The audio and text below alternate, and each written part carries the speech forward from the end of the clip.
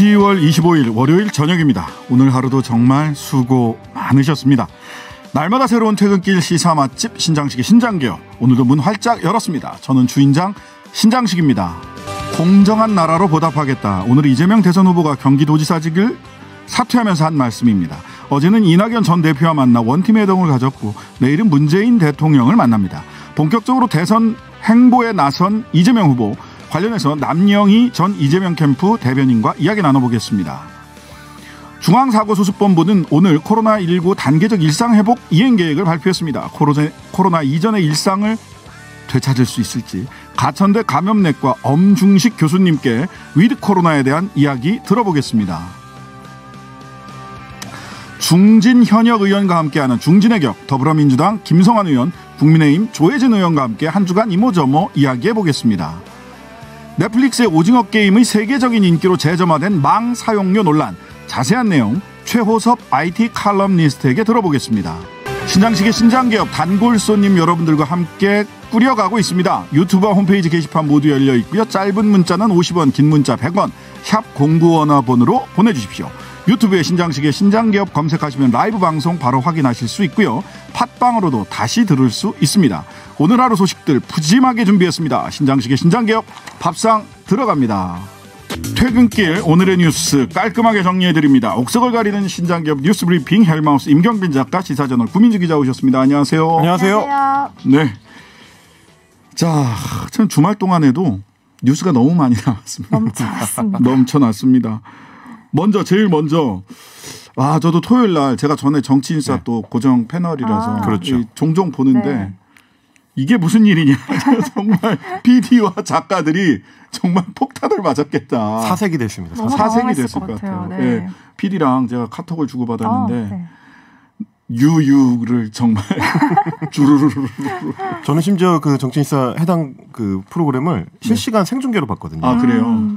야, 정말 제가 이 노심초사가 돼가지고 그러니까요. 그걸 보고 있는 사람이 가슴이 졸일 정도로 엄청난 사건이었습니다. 중간에 없던 광고 막 그러니까. 광고 시간 아닌데 땡겨서 광고하고 그랬어요. 자, 국민의힘 대권주자 원희룡 전 제주지사가 그러고 나더니 뭐 고발하세요. 무고죄 뭐 다 감내하겠습니다. 뭐 이랬거든요. 본인도 고발하겠다고 하면서 오늘 이재명 민주당 후보를 검찰에 직접 후보에 대해서 검찰에 직접 고발장 제출했어요. 무고죄를 걸어도 다 책임지겠다는 입장까지 밝혔는데 관련 내용 좀 소개해 주시죠. 스스로 이제 대장동 1타 강사라면서 이제 주가를 올려오면서 이재명 후보를 저격해왔죠. 원희룡 전 지사가 오늘 대검찰청의 법률 대리인이 아니라 본인 명의로 고발장을 제출한 것인데요. 고발장엔 이재명 후보의 국정감사 당시 위증, 그리고 직권남용, 허위사실 공표 등 18건에 대해서 고발한다고 적시를 했는데요. 특히 이제 국정감사 위증의 경우에는 이 후보가 국정감사 당시에 12번에 걸쳐 위증을 했다는 주장을 하고 있습니다. 원 전 지사는 이 고발장과 함께 이 후보가 성남시장에 당선되기 전인 2006년부터 지금까지 벌어지고 있는 각종 의혹에 대해 수사해달라는 수사 요구서를 제출했는데요. 이것은 청와대 국민청원에 올려서 또 공개를 할 것이라고도 밝혔습니다. 그 원 전 지사는 이 후보에 대한 고발장, 그리고 김만배 씨 등 화천대유 대주주들에게 집중해 쓴 고발장 이렇게 따로 제출을 했다면서 그 이유로 수사가 혼합돼서 시간이 지체되거나 사건이 엉키는 걸 막기 위해서라고 밝혔습니다. 원희룡 후보 입장에서는 이제 아예 전략적인 그 스탠스, 포지션 자체를 이재명 후보에 대한 이제 대응 포지션으로 자기가 잡은 거죠. 다른 후보들 같은 경우는 아직 이제 당내 경선에서 어떻게 1위를 차지할 것이냐, 후보가 될 것이냐에 집중하고 있는 상황이라서 거의 뭐 대리전 양상으로 이재명 후보하고 직접 부딪히는 역할을 본인이 자임하고 나서면서 존재감을 좀 키우겠다, 이런 전략을 완전히 잡고 있는 걸로 보입니다. 네, 좀 지나치게 업데이트된 거 아닐까 하는 생각이 들는데 그 부분은 제가 꼭 한번 말씀을 드리고 싶었는데 최근에 이제 원희룡 후보의 상승세의 원동력 중에 하나가 기억하시겠지만 초기에 이제 대장동 1타 강사라고 했던 게 결국은 이제 한 극우 유튜브 채널에 출연해서 그 유튜브 영상이 히트를 치면서부터였거든요. 근데 제가 유튜브를 해봐서 잘 압니다. 이 유튜브를 통해서 갑자기 사람이 뜨게 되면 약간 좀 그 기분이 붕 뜨게 돼요. 이게 약간 좀 이게 자기 스스로 통제를 잘 못하게 되면 발이 땅에 좀 닿지 않은 상태에서 자칫하면 실수를 하게 되는 경우들이 생기는데 그 비슷한 현상을 지금 원희룡 후보한테서 제가 좀 관찰할 수가 있어서 그 부분을 좀 우려하고 있습니다, 저는. 네. 이 유튜브 생리를 굉장히 잘 하시는 우리 할머니가 굉장히 주의해야 됩니다. 그럴 때가 네. 조심해야 되는 때거든요. 네, 조심해야 될 때다. 네, 알겠습니다. 어쨌든 본인은 포지션을 지금 대장동 일타 강사 뭐 이렇게 하면서 이제 네. 이재명 후보랑 맞짱 뜨는 네. 그다음에 이재명 후보에게 이제 가장 큰 타격을 줄 수 있는 사람이다 이렇게 잡으셨는데 3위로 올라가야 되거든요. 그렇죠. 이분은 네. 일단 1위로 바로 올라가기는 쉽지 않은데 어쨌든 본인의 존재감을 더 끌어올려서 유승민 후보와의 대척점을 좀 잘 만드는 것이 중요한 시점인 것 같은데 어쨌든 이재명 후보를 본인이 가장 나서서 공격하는 것으로 이렇게 포지션을 잡았어요. 관련해서는 뭐 또 우리 이재명 후보 쪽에서는 어떻게 생각하시는지 이따가 남영희 전 대변인과 이야기를 좀 나눠보기로 하고요. 자, 어제 나온 황무성 초대 성남 도시개발공사 사퇴 종용 의혹 보도를 틀면서 이 후보가 대장동 특혜율과 관련해 위증했다 이렇게 주장을 한 거죠. 원 지사가. 네. 어제 그 보도가 나온 건데요. 황무성 성남 도시개발공사 초대 사장과 관련해서 녹취록이 하나 나온 겁니다. 황 전 사장이 이제 이재명 후보의 최측근으로 알려져 있죠. 정진상 전 성남시 정책실장, 지금은 이재명 캠프 총괄 부실장인데요. 이 정진상 실장과 또 유동규 전 본부장의 압력으로 사퇴를 당했다는 정황이 담겨 있는 녹취록인데요. 네네. 이에 이제 국민의힘과 원 전 지사 측이 이 후보가 국정감사에서 이 황 전 사장에게 사퇴 압력을 행사한 적이 없다고 위증을 했다면서 이 해당 녹취록을 오늘 틀었고요. 또한 이제 또 하나는 국민의힘 측에서는 이 대장동 개발 사업 협약서의 초과 이익 환수 규정에 관련해서 이재명 후보가 계속 이제 말이 바뀌었다. 국정감사 자리에서도 그 전후에도 뭐 들어본 일이 없다고 했다가 이 조항을 삭제한 게 아니고 추가하자는 직원의 건의를 받아들이지 않았다. 이렇게 말 바꾸기를 했다면서 위증이고 업무상 배임이라고 주장을 하고 있습니다.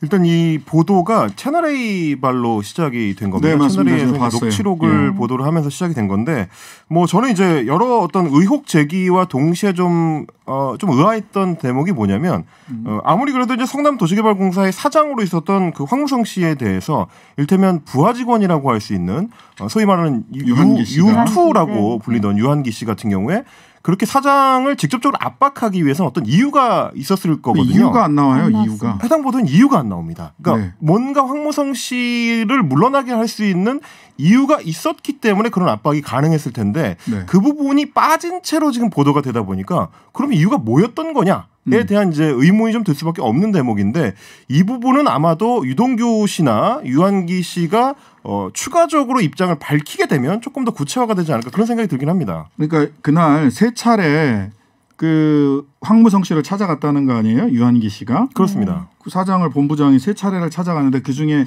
한 차례 40분 정도 녹취록을 채널A가 입수를 했고 그중에 일부를 방송을 했어요.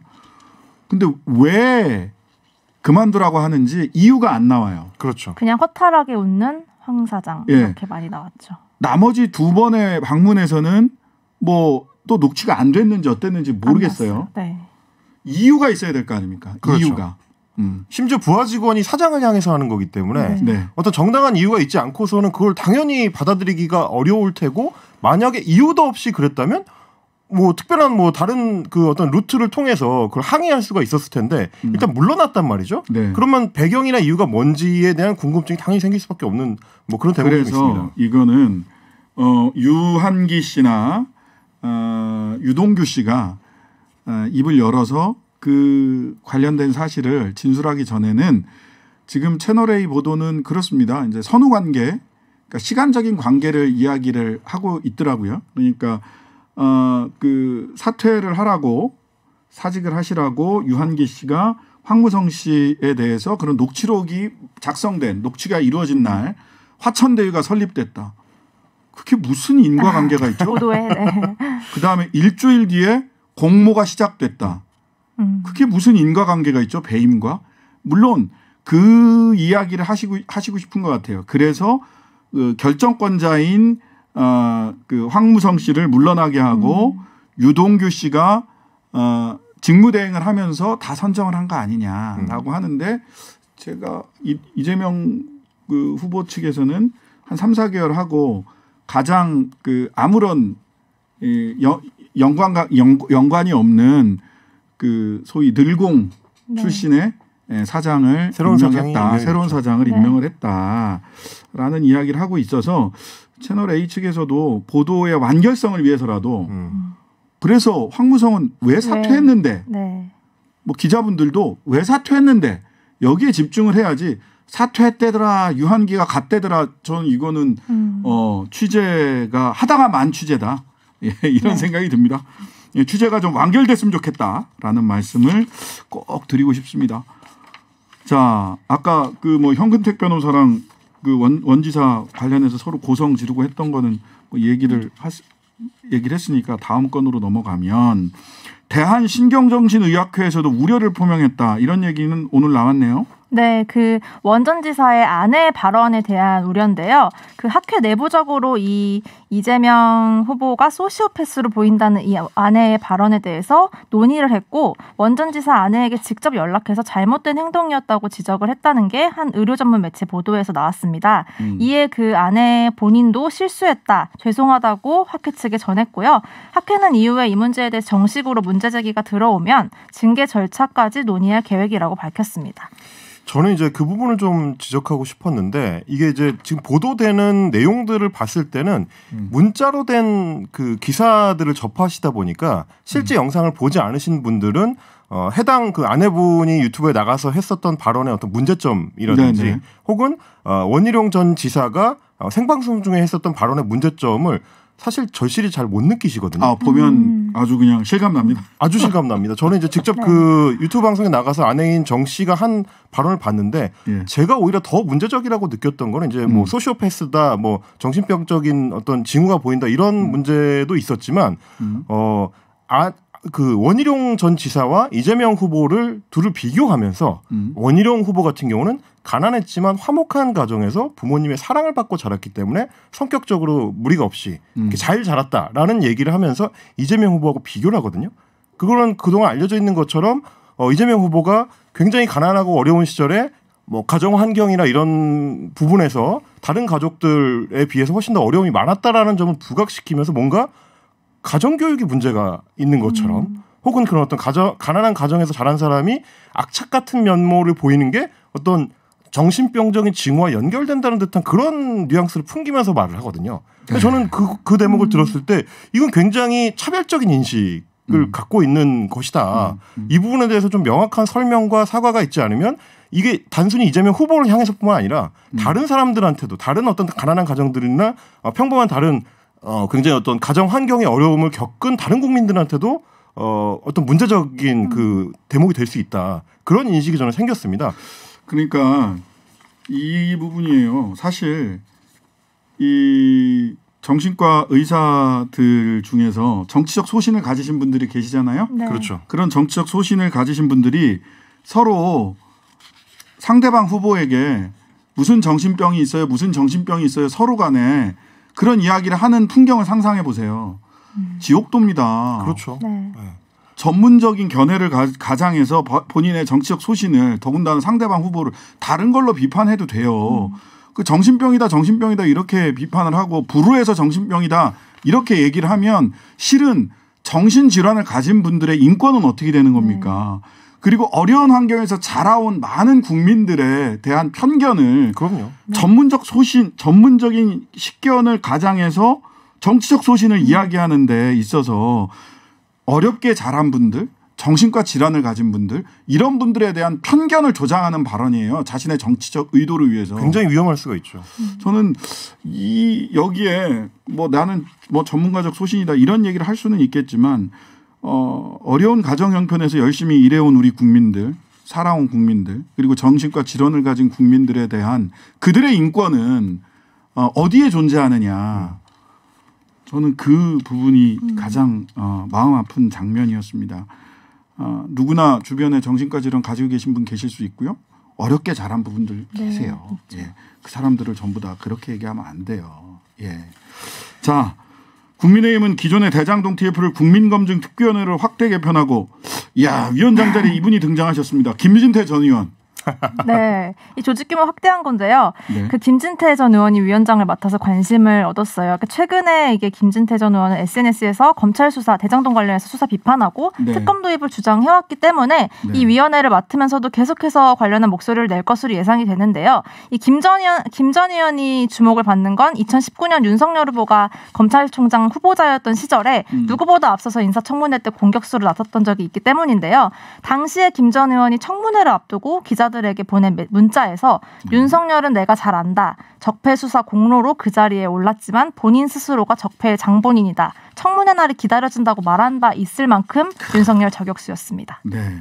그래서 사실은 뭐 8월에 기억하실지 모르겠는데 대선 후보 검증단이라는 네. 거를 이준석 김진태가 한다고 대표가 그랬어요. 띄우려고 했어요. 단장으로 이제 김진태 전 의원을 하려고 했다가 윤석열 후보 측에서 강하게 반발을 하는 바람에 검증단은 엎어졌었는데 이번에는 결국 이제 상대 당 후보를 향한 이제 검증 특위의 위원장으로 지금 이번에 선임이 됐습니다. 네. 이 태극기 망토를 두르고 단상에 올라서 열변을 토하시던 김진태 전 의원의 그 모습을 잊을 수가 없습니다. 이번에는 어떤 옷을 입고 어떤 열변을 토하실지 기대해 보겠습니다.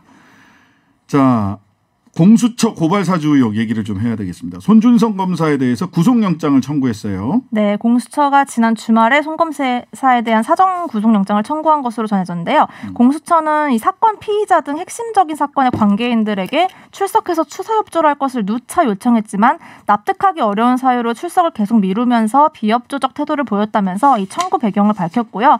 공수처 출범 후에 구속영장을 청구한 건 이번이 처음이고요. 따라서 결정적인 물증을 확보한 건 아니냐라는 전망이 나오고 있습니다. 손 검사에게 적용된 혐의는 일단 직권남용 권리 행사 방해, 그리고 입건 당시에 적용됐던 공무상 비밀 누설, 공직선거법 위반, 개인정보보호법 위반 등으로 알려져 있습니다. 공직선거법 위반이 가장 센 거고요. 그다음에 전 오늘 이 손준성 검사 건 관련해 갖고 언론 보다가 조금 기가 막혔습니다. 법조인으로서, 법률가로서. 조사 한 번 없이 구속영장 청구. 조사받으러 안 나오니까 구속영장 청구하는 거예요. 조사받으러 나왔으면 구속영장 청구를 왜 합니까? 번호 관계가 조금. 아니 그러면서 논란 이렇게 써놨더라고요. 조사 한 번 없이 구속영장 청구 논란. 이게 왜 논란이에요? 심지어는 조사 한 번 없이 기소하기도 했어요. 누구? 정경심 교수. 그렇죠. 네. 조사 한 번 없이 기소했습니다. 근데 조사 한 번 없이 구속영장 청구 논란? 왜 논란입니까? 그게 조사를 받으러 안 나오니까 영장 청구를 하지.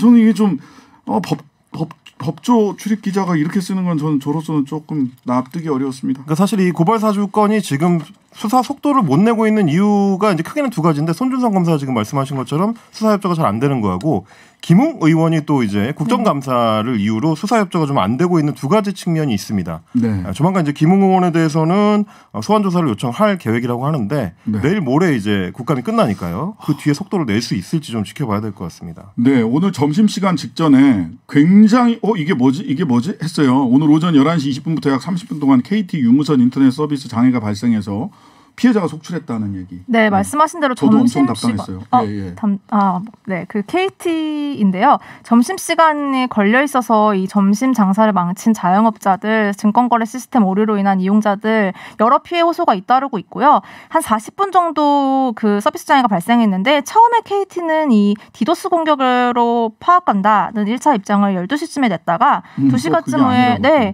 통신 경로 설정에 오류가 생겨서 서비스 장애가 일어난 것이라고 정정을 했는데요. 일단 경찰은 뭐 여러 가능성을 열어두고 사고 원인과 범죄 혐의점을 조사하고 있다고 합니다. 네, 뭐 이게 어떻게 될지는 좀 지켜봐야 될 것 같아서요.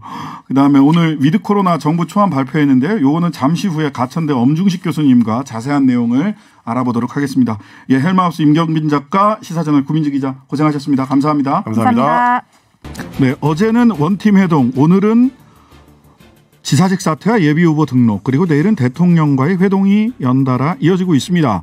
이재명 경기도지사, 전 경기도지사가 됐네요. 이재명 후보의 대선 행보 관련해서 남영희 전 이재명 캠프 대변인 연결되어 있습니다. 안녕하세요. 네, 안녕하세요. 네, 전이네요. 네, 전부 다 전이네요. 이제. 네, 그 이재명 후보 어제 이낙연 전 대표와 만나 원팀 회동 가졌습니다. 근데 말들이 있어요. 공동 선대위원장이 아니라 상임 고문을 맡기로 하셨다. 이거 조금 외곽에서 지원하는 거 아니냐. 그리고 또 국민의힘 쪽에서는 아예 그건 뒷방 늙은이들이나 하는 일이다라는 취지로 이야기를 했어요. 어떻게 그 상임 고문을 맡은 이유 그리고 어떤 역할을 하실지 어떻게 보고 계세요? 예, 뭐 오늘 아침부터 저도 계속 방송을 했는데요. 네. 특히나 국민의힘에서 계속해서 원팀에 방해되는 뭔가 꼬투리를 잡고 싶어서 네네. 많은 얘기들을 하고 계신 것 같습니다. 근데 네. 우선 이재명 후보 측에서는 이낙연 후보 전 후보님께 선대위원장을 부탁을 드린 게 맞고요. 네. 이낙연 전 대표님은 상임 고문 역할을 하겠다 하셨고 사실 이낙연 전 총리님한테 이 직함이 뭐가 그렇게 중요하겠습니까? 네네. 어떤 역할이든 그 직함과 관계없이 본인이 어떤 역할이든 돕겠다라고 말씀해 주셨고 어제 그 차담 전에 지지자들을 향한 메시지에서 내가 네. 그 힘든 모든 마음들 다 어루만지면서 가겠다 이런 말씀을 주셨거든요. 네. 그것이 중요하고 또 하나의 핵심은 그 회담을 통해서 하신 말씀이 신복지 정책, 이낙연 후보께서 내놓았던 신복지 정책을 잘 구현해달라 이 말씀을 하셨고요. 네네. 이재명 후보는 그 신복지 정책을 본인이 직속위원회를 두고 챙기겠다라는 얘기를 했습니다.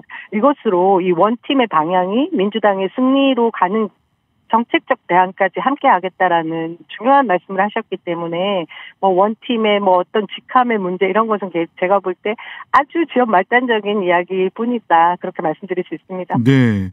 자, 어쨌든 지금 보니까 그 후보 간의 만남이 있었고 그 다음에는 이제 지도자들 흔히 이야기하는 이제 국회의원들이나 또는 뭐 국회의원이 아니더라도 민주당의 리더들이 힘을 모을 수 있는 각 캠프에 있었던 리더들이 힘을 모을 수 있냐.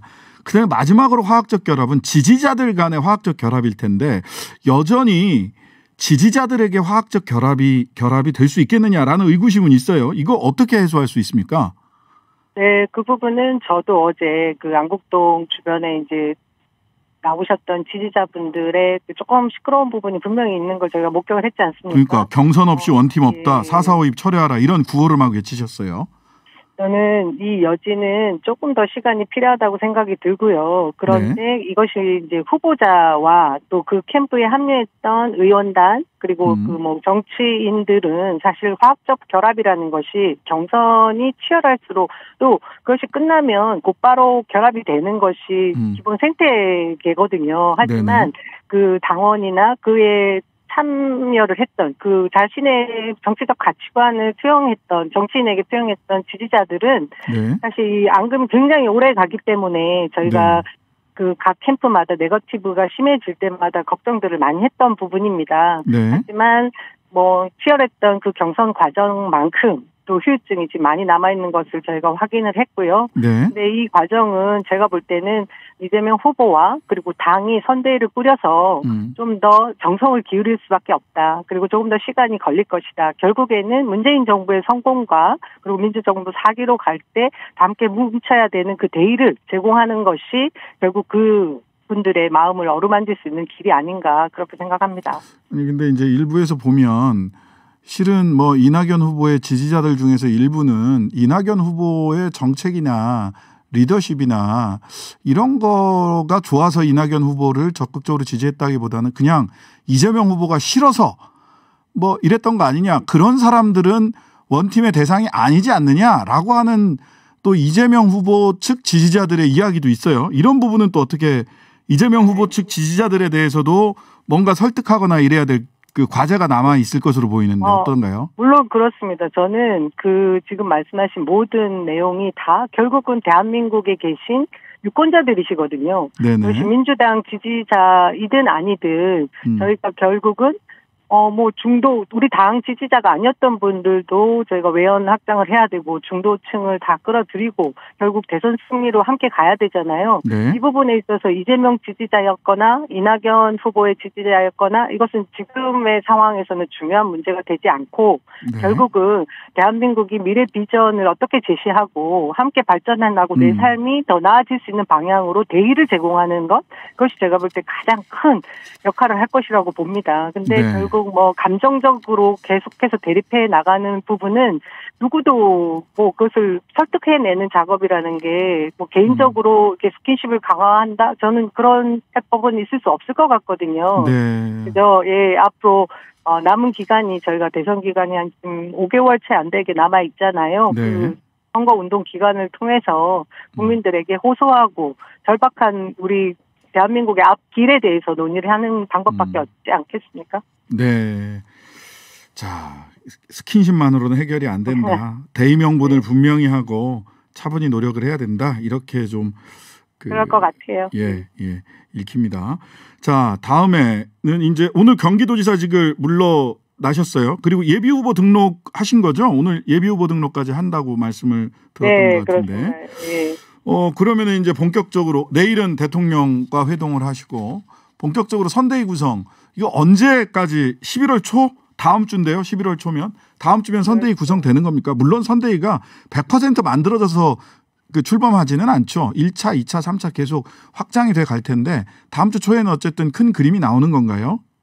저희가 10월 10일 날 결국 더불어민주당 대통령 후보를 선출을 했고 네. 이후에 지금 뭐 대장동 국감이라고 하는 이재명 지사의 국감이 또 한 차례 있었잖아요. 그렇죠. 그리고 예, 어제 이제 이낙연 후보와의 회동으로 저희가 그동안 누리지 못했던 컨벤션 효과에 이제 첫 저는 발을 내딛었다고 생각을 하고요. 네. 그리고 또 내일 대통령님과의 그 이재명 후보와의 회동으로 또 한 번 원팀의 구상이 이제 더 많은 국민들에게 각인이 될 거라고 생각합니다. 네. 이 점에서 저희가 10월 10일 그 후보자가 당선 결정되면서부터 지금까지 당 주도로 이 선대위가 구성되기 하기 위한 준비들을 계속 해오고 있는 걸로 알고 있고요. 네네. 이 시점은 제가 볼 때는 결국 국민의힘이 또 국민의힘 쪽에서 그 11월 5일 선출하는 11월 5일이 결정되는 날이지 않겠습니까? 네네. 거기에 맞불을 놓는 전략으로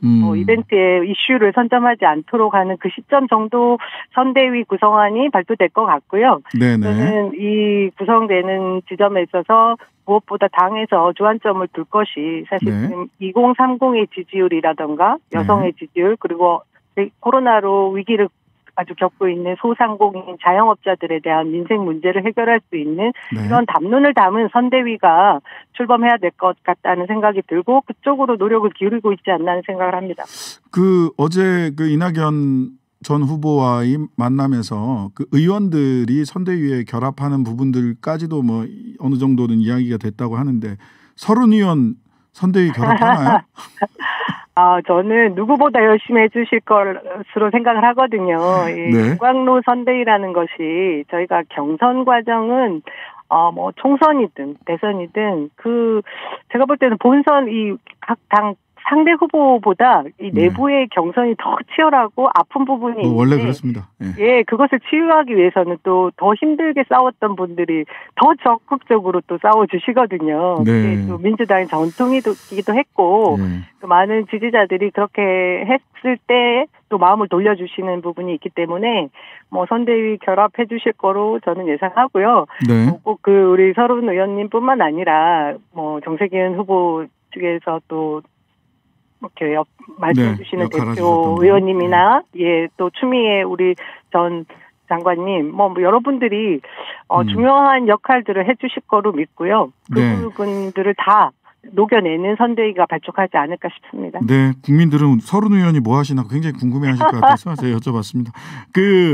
원희룡 전 제주도지사 원희룡 후보라고 예비 후보라고 하겠습니다. 원희룡 예비 후보의 부인이 어느 지방 언론사 유튜브에서 출연을 해가지고 이재명 주사를 두고 소시오패스다. 정신과 쪽으로는 안티소셜이다. 그쪽에서 질문을 하시는 분이 야누스 같다. 그랬더니 야누스가 아니라 정신과 쪽으로는 소시오패스다. 안티소셜이다. 이렇게 얘기했어요. 이거 어떻게 받아들이고 계십니까?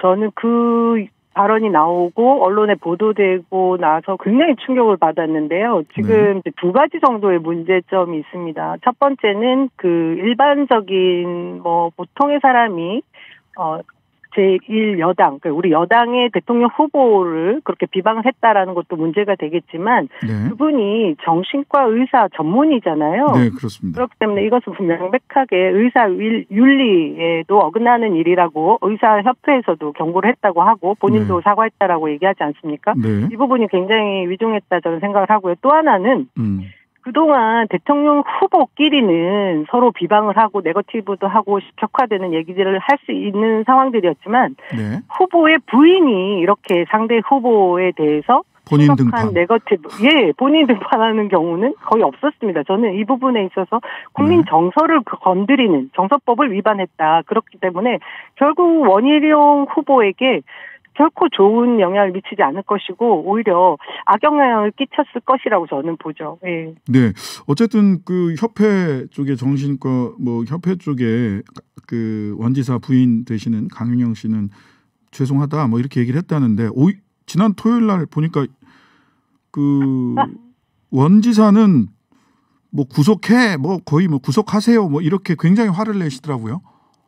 이거 어떻게 보셨습니까? 토요일 날 그 사태. 토요일 날 그 모 라디오 방송에서 생방송 중에 저희 현근택 전 대변인과의 토론 과정이었습니다.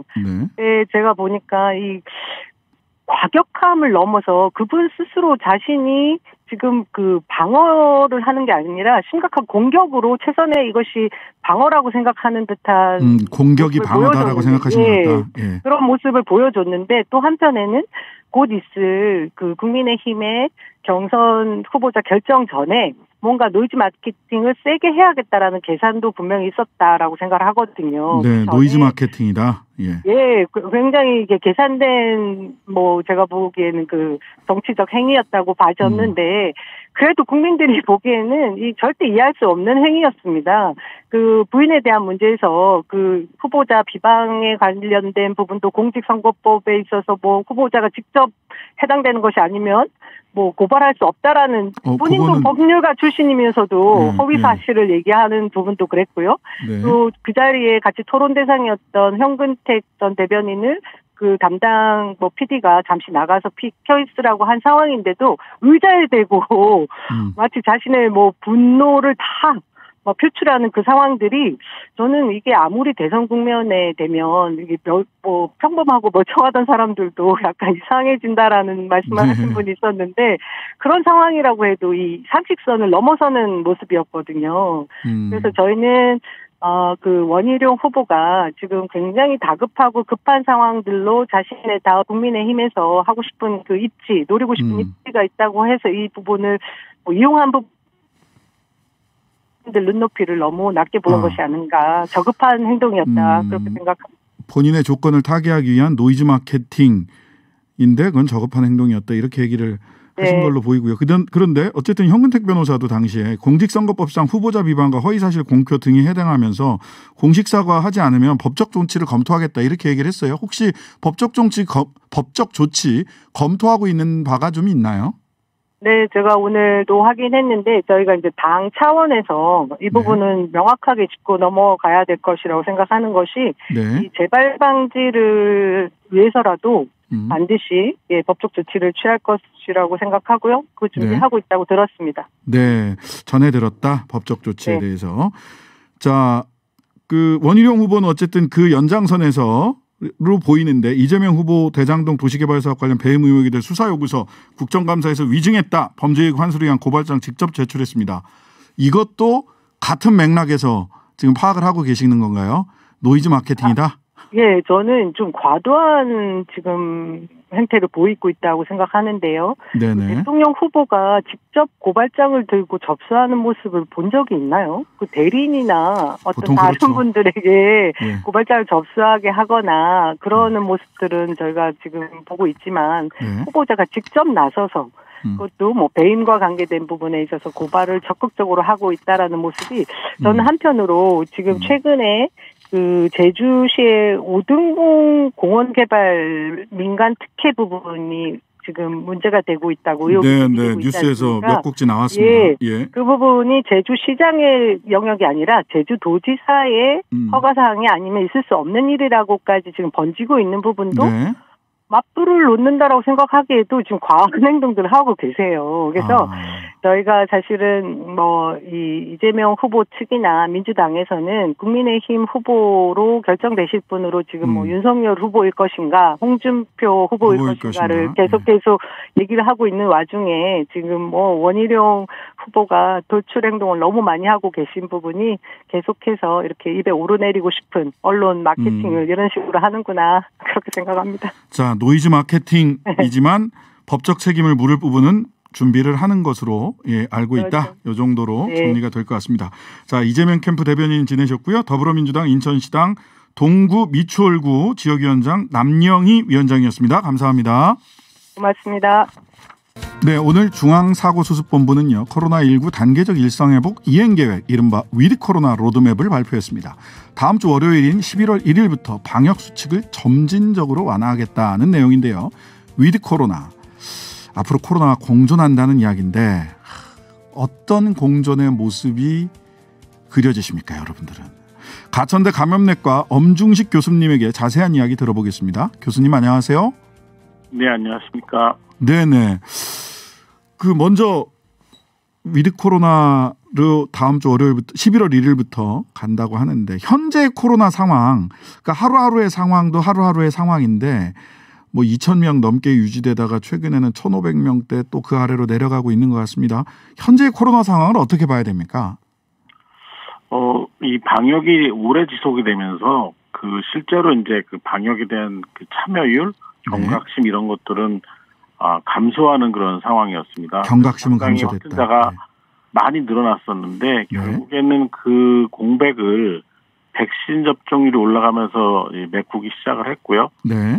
백신 접종률이 특히 이제 50에서 60%를 넘어가면서부터 실제 차단 효과가 계속 발생하면서 최근 2, 3주 동안은 확실히 확진자가 점차 감소하는 그런 양상을 보이고 있습니다. 네, 현재 감소세라고 볼 수 있다. 일단 이렇게 보고요.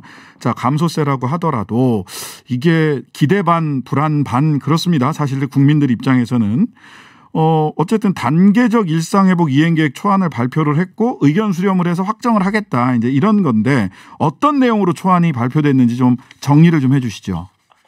일단은 제일 중요한 게 이 위드 코로나를 시작을 했을 때에 좀 안정적인 상황이 유지가 돼야 되거든요. 네네. 그렇기 때문에 이제 코로나19와 관련된 방역을 풀어가는 과정에서 가장 위험도가 낮은 장소나 시간 이런 것들을 이제 선택을 하게 되는데요. 네. 우리가 그동안 코로나19를 거의 1년 9개월 이상 경험을 하면서 고위험 시설 그리고 위험도가 낮은 그런 시설들에 대한 정보들이 있습니다. 그래서 어느 이걸 정도. 한 3개 정도의 그룹으로 나눠서 가장 위험도가 낮다고 판단하는 그런 음식점이나 카페 이런 데부터 이제 시간 제한을 없애고 그리고 이제 모임의 인원수나 이런 것들도 부분적으로 제한을 조금 더 완화하는 그런 형태로 시작하는 걸 이제 제한을 한 상황이고요.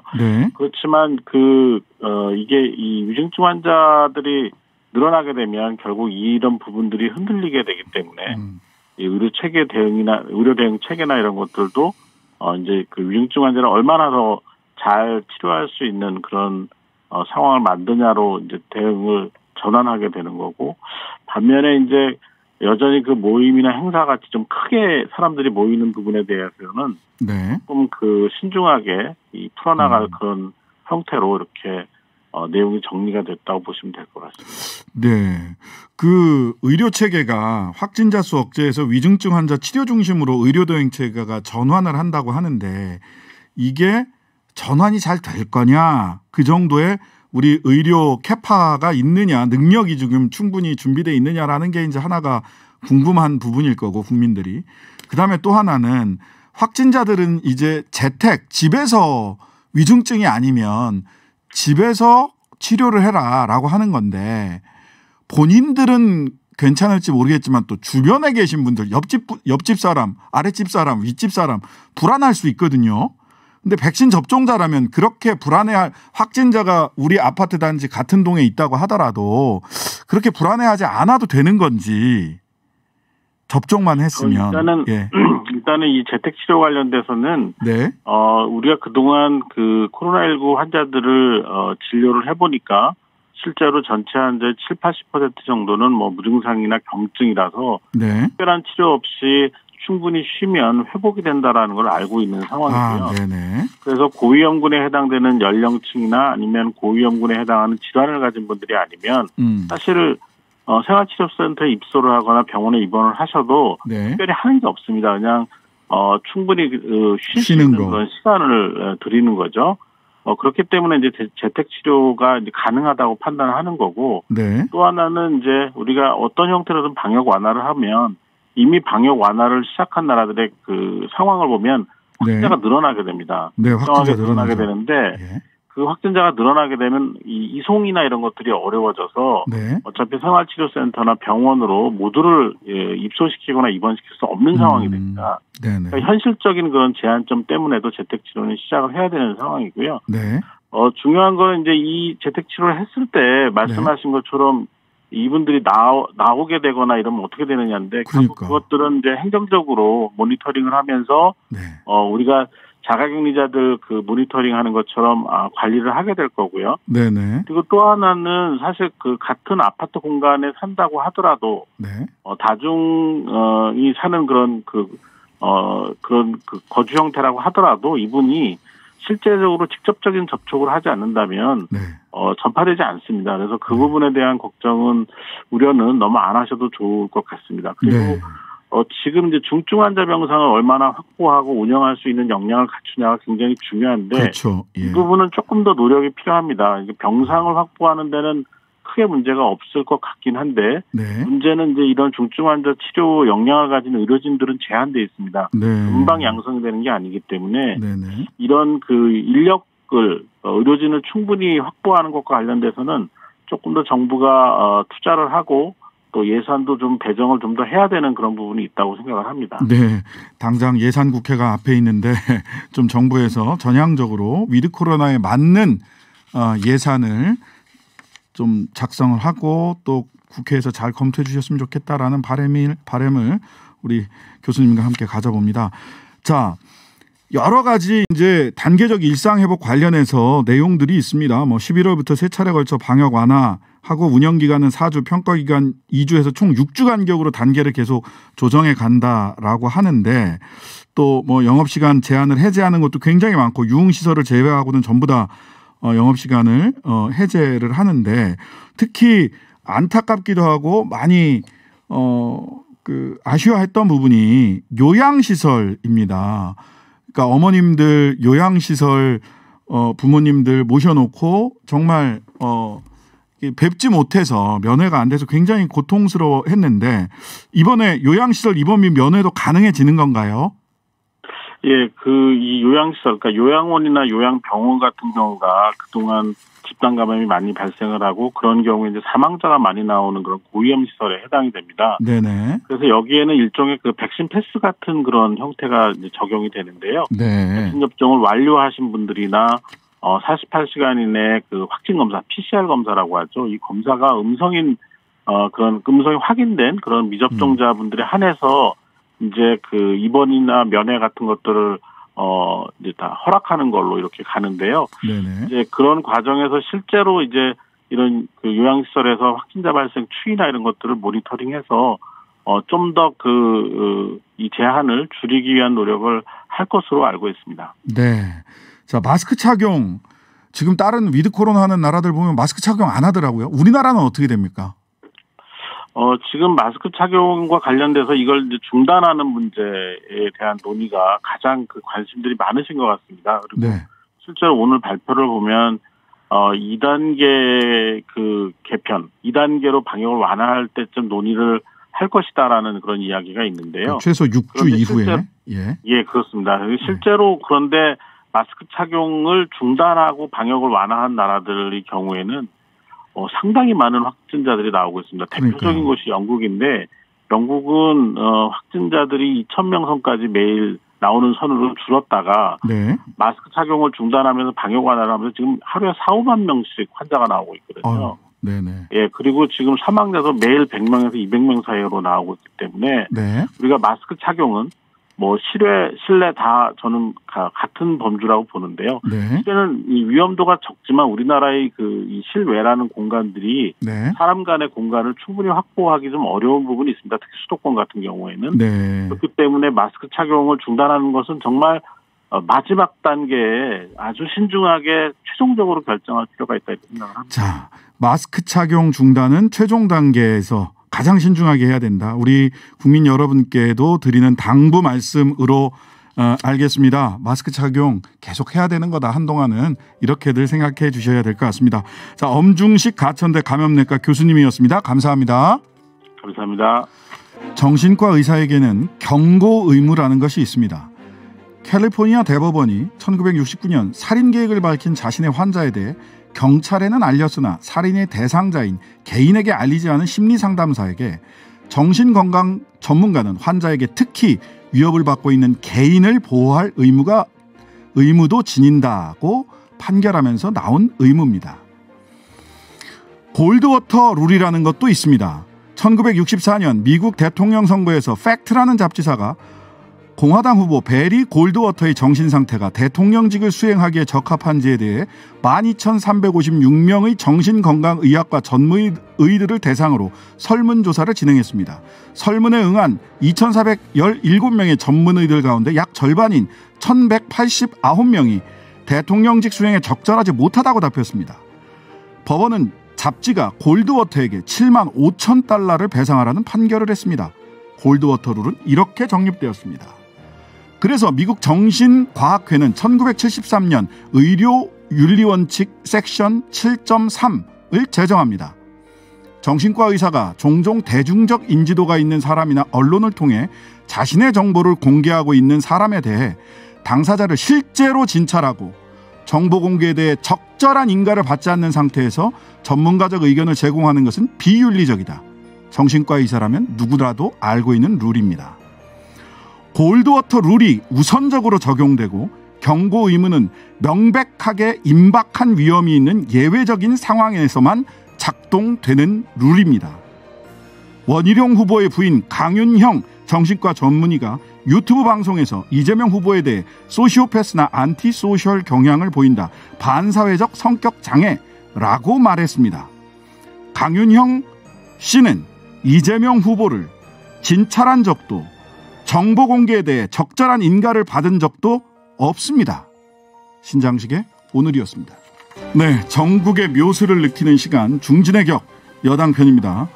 먼저 미스터 쓱 더불어민주당 원내 수석부대표 김성환 의원 안녕하세요. 네, 안녕하세요. 김성환입니다. 오늘도 뭔가 쓱 하나 주고 가셔야 됩니다.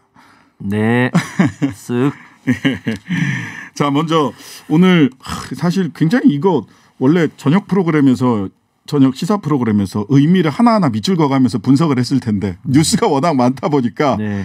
아무도 잘 안 하고 있지만 그래도 짚고 넘어가야 되죠. 오늘 대통령께서 시정연설, 임기 마지막 시정연설이었어요. 예산안 시정연설을 했고 매년 지금 5년을 꾹 채워서 시정연설을 다 하셨어요.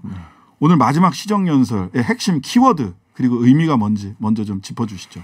네, 문재인 대통령이 국회 시정연설을 총 7번 하셨다고 하더라고요. 아, 네네. 그런데 아마 보통은 마지막 시정연설을 이제 총리가 대독하거나 이런 경우가 많았던 것 같은데 그게 이 직전까지는 대체로 요 마지막 시정연설을 할 때쯤 되면 대통령의 국정 지지도가 인기가 없어져서 매우 낮아서 그런 경우들이 많았던 것 같은데 여전히 이제 40에서 45 사이를 대통령 지지도가 역대 어느 대통령보다 높게 나오고 있어서 그런 기운을 갖고 시정연설에 임하지 않으셨을까 싶습니다. 네. 그 맨 마지막 그 구절이 참 인상적인데요. 네. 이 마지막까지 최선을 다하겠다. 이 초심을 잃지 않고 최선을 다하겠다고 마무리를 하셨거든요. 그게 문재인 정부의 처음부터 마지막까지 자세 아닌가 그런 느낌을 받았습니다. 네. 어쨌든 그 의미 자체를 마지막 해에도 임기 마지막에도 시정연설을 할 수 있었다는 건 지지도가 유지됐기 때문에 가능한 일이다. 다른 대통령들은 사실은 전직 대통령들이 인기가 없어서 마지막 시정연설을 대체로 최대한 본인이 속한 여당에 부담을 적게 주려면 노출되지 말아야 된다가 오히려 그렇기도 하고 뭐 탈당하신 그렇죠. 대통령들 계셨고 출당 당하거나 탈당한 분들도 있었죠. 자, 근데 오늘 그 시정연설에서 뭐 단계적 일상회복, 부동산 문제 언급, 그다음에 이런 것도 있었는데 여야 정쟁 관련된 이야기는 뭐 없는 것이 좀 당연하지 않나 싶은데 종전선언 관련된 언급이 없었다라는 점은 조금 의외였습니다. 아무래도 시정연설이 주로 국가 예산과 관련된 부분이다 보니까 그건 이제 외교안보 파트고 무슨 돈이 들어가는 건 아니잖아요. 네네.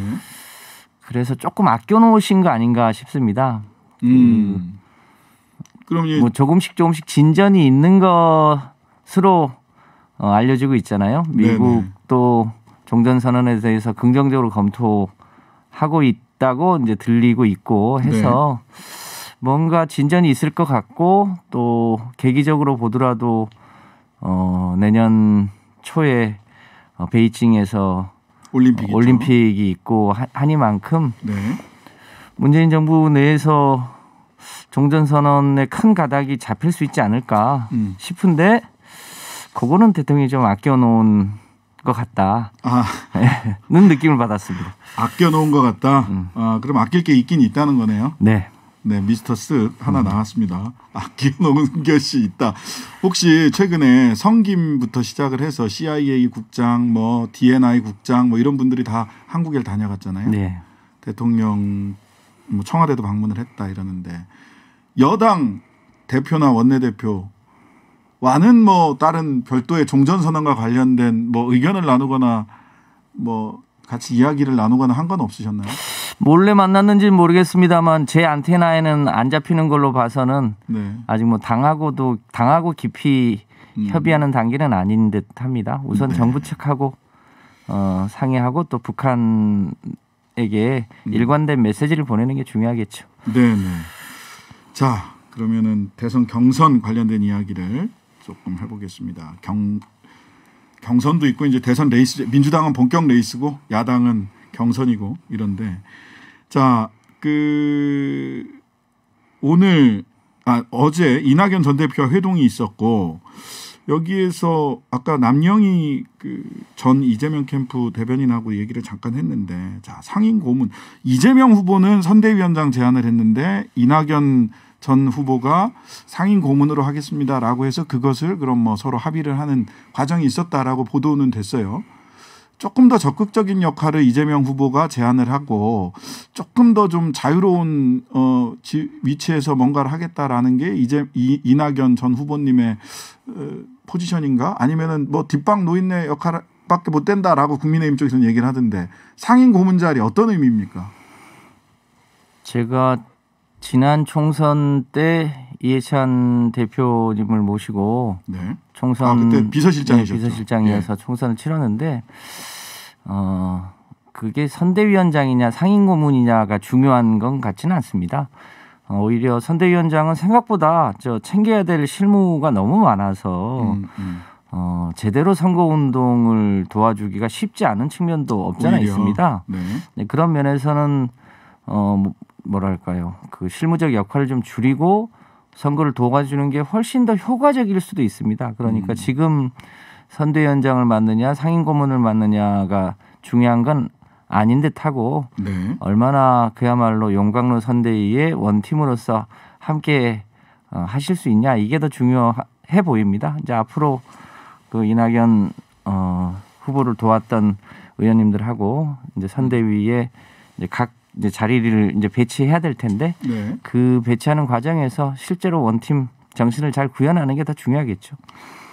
내일 그 대통령과의 회동이 있고 청와대에서 회동을 하고 그다음에 11월 5일이 사실 11월 5일이 예정대로 된다면 지금 경선 그 여론조사 방법 때문에 뭐 홍준표 후보는 뭐 중대 결단 얘기도 하고 이런 상황이라서 뭐 내일까지 가봐야 알겠습니다만 그렇다면 내일과 11월 5일 사이에 대략 선대위에 1차 윤곽이 나와야 되는 거 아닌가? 뭐 이렇게들 얘기를 하는데 이제 대체로 그 원팀 선대위를 구성하는 큰 고비를 넘었기 때문에 네. 선대위의 각 주요 분야에 대한 인선을 네. 빠른 시간 내에 해야겠죠. 그래서 지금 당과 조정식 전 이재명 캠프 쪽하고 같이 선대위 인선안을 논의한다라는 보도는 있었는데. 예, 그러니까 지금 사무총장하고 윤관석 사무총장과 조정식 그 이재명 캠프의 선거본부장 간에 네. 협의를 하고 있는 걸로 알고 있고요. 늦지 않게 늦어도 다음 주 초에는 선대위의 윤곽이 드러나야 될 거라고 보여집니다. 네, 다음 주 초 11월 5일까지 안 갈 수도 있다. 그 전에 하는 게 상식적으로 보면 맞겠죠. 네, 믿어도 되죠? 미스터 쓱도 네? 하나 쓱 놓고 가시네요. 생각보다 빨리 다음 주 초가 되면 빠르게 정리가 될 수도 있겠다. 이번 주 중에 선대위 만들어서. 자, 근데 마지막으로 이 원팀과 관련해서 소위 이제 후보들 간에 만났고 그다음에 의원들이나 소위 정치 지도자들 간에도 의식적인 노력을 하겠죠. 감정에 뭐 마음의 앙금이 있다고 하더라도 의식적인 노력들을 하실 거라고 보는데 당원이나 지지자들 사이에 화학적 결합을 이루는 것은 또 다른 차원의 문제인 것 같아요. 100% 화학적 결합을 하는 거는 아무래도 쉽지 않겠죠. 네. 그러나 최대한 그것을 끌어올리려고 하는 노력들이 있고 또 그런 마음이 있으면 저는 꽤 많은 부분은 합심해서 갈 수 있을 거라고 보여집니다. 네. 그렇게 어려운 문제는 아닌 듯 해 보입니다. 네. 왜냐하면 민주당이 그동안 가져왔던 가치가 있고 네. 그 전통이 있고 그 역사가 지금 쌓여가고 있고요. 저희 당이 부끄럽게도 과거에는 한 번도 같은 이름으로 선거를 치러본 적이 없는데 그러네요. 지난 당이 총선 계속 이름이 바뀌었어요. 지난 총선에 네. 같은 이름으로 선거를 치렀고 이번 대선도 같은 이름으로 치르면서 그동안은 일종의 대선 후보 캠프 중심으로 선거를 치렀다면 이제는 이제 갈수록 당원 중심의 정당인 민주당이 당원 중심으로 선거를 치르게 네네. 되기 때문에 모든 사람이 뭐 한편으로 획일로 있을 수 없습니다만 다양한 스펙트럼이 있으면서도 또 큰 틀에서 하나가 되는 그런 전통을 쌓아나가는 과정이라고 보여집니다. 자, 야당 경선 보면 두 가지가 쟁점인 것 같아요. 하나는 윤석열 후보의 소위 개사과 논란이 있었는데 김태호 윤석열 캠프 공동선대위원장이 엊그제 캠프에 그 결합을 했는데 오늘 인터뷰에서 하나는 뭐 진심을 이야기하다 보니까 실언이 실수가 반복됐다. 앞으로 또 그럴지도 모른다. 이게 디펜스를 하고 있는 건지 저는 조금 의심스럽다라는 생각이 하나 들고 자식 같은 반려견에 대한 미안함을 표현한 것이다. 국민들뿐만 아니라 자식 같은 반려견에 대해서도 사과를 준 게 미안함을 표현한 것이다. 이것도 저는 이게 잘 국민들이 납득할 수 있을까라는 생각이 드는데 이거 도대체 무슨 뜻입니까? 무슨 뜻인지 좀 해설 좀 해주세요. 전두환 소위 이제 찬양 발언을 하고 나서 국민들은 물론이고 당내에서도 빨리 사과하는 게 좋겠다고 했는데 처음에 거부하다가 네. 유감을 표했잖아요. 예, 그랬죠. 그 사과 같지 않은 사과를 했는데 지금 김태호 의원 표현을 빌면 개보다도 못한 거가 돼버렸습니다. 우리 국민들이. 그래서 오히려 화를 더 북돋는 건 아닌가 싶은데요. 아무리 보더라도 본인이 전두환에 대한 게 일종의 군사 쿠데타와 5.18을 빼면 특히 이제 잘했다 이런 것에 대해서 인정하고 싶지 않은 그게 여전히 마음속에 있어서 그 여진이 이제 돌의 사과 그리고 개사과로 표현되지 않았나 싶은데요. 여러 번 그런 말실수 등이 반복되면서 이제 국민들이 그것에 조금 뭐랄까요? 원래 그런 사람으로 그러니까요. 생각하지 않을까. 이 여전히 우리나라가 지금 해결해야 될 과제들이 많잖아요. 기후위기라든지 네. 갈수록 심각해지는 미중 간의 패권 경쟁이라든지 이런 험난한 과정을 대통령제에서는 대통령 중심으로 극복해 나가야 될 텐데 네. 말할 때마다 실수가 반복되고 뭐 진위가 잘못 해석됐다는 등 이런 얘기를 하다 보면 대한민국 호가 어디로 갈까? 우리 당은 아니지만 상대당 후보더라도 소위 대통령의 자격으로서 충분할까에 대한 네네. 의심이 많이 듭니다.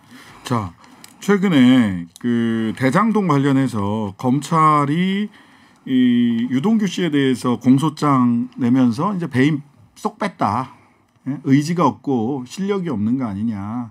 이제 이런 국민의힘 쪽에서는 그러면서 또 국민들도 특검 도입하는 게 낫다라고 하는 의견들도 굉장히 많이 높아졌어요. 이런 와중에 김기현 원내대표는 민주당을 향해서 여야 원내대표 원포인트 회담을 제안을 했는데 이 부분 왜 제안을 했고 이 제안에 대해서 민주당은 어떻게 받으실 건지 말씀을 좀 해주시죠. 김기현 원내대표가 언론에 대고는 제안을 했다고 하는데 정작 윤호중 원내대표한테 오후에 물어봤더니 실제로는 제안한 사실이 없답니다. 언론에만 제안한 거예요, 그러니까? 그런 것 같습니다. 앞으로 할지 모르겠습니다. 네. 그때 가봐야 할 것 같은데. 네. 저희가 뭐 특검을 특별히 반대하는 건 아닌데 그동안 특검을 했던 방식으로 보면 우선 사건이 터지면 신속하게 검찰이 우선 수사를 하고 네.